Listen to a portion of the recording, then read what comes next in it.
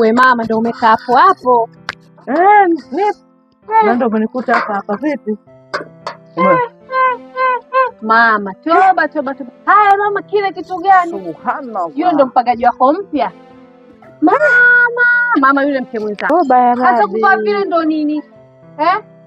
We mama, yaani humu ndani kuna baba mdogo, shemeji na mume wangu yuko humu. Haya, kile kizaazaa cha kazi gani? Yule mke mwenzio. Wamezoana wapi na baba? Yule mke mwenzio si bure. Mama humu ndani una mume wangu, una mume wangu, una shemeji, una kaka. Wote wanaume humu ndani, mwanamke kwa shepu ile.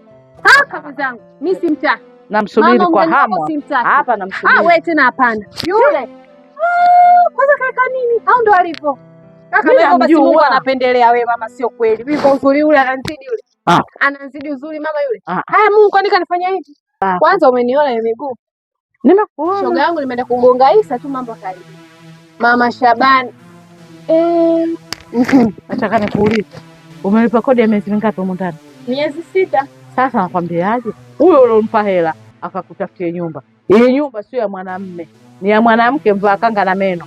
Sio ya mwanamume mvaa suruali na mkanda. Upo? Hivi mama, unajua sheria ya kumuondoa mtu kwenye nyumba akiwa ndani ya mkataba kabla mkataba wake hujaisha? Ndio nakwambia hivi, huo mkataba unaotaka wewe, utaujua wewe na wewe malaya mwenzio.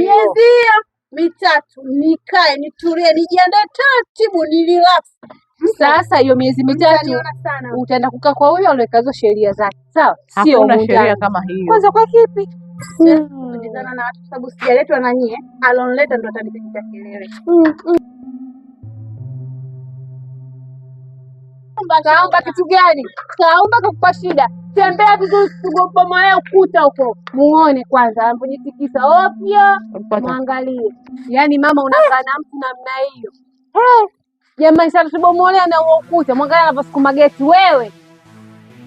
Muone. Mama wewe kweli namna ile. Mwenzangu mama huyo mwenzako. Kwangu mimi sasa. Tena napitia huku. Ninachokuambia, sikia sasa tupange mipango. Huyu mfanyie visa umpige na mimi naingilia kati mpaka ataondoka. Akitaka ataondoka na hela yake tayari. Hatumpi hela huyo. Aondoke. Kumpiga mimi simpigi. Sitaki kesi na watoto. Ila huyu dawa yake naenda kwa mzee Shabani, subiri.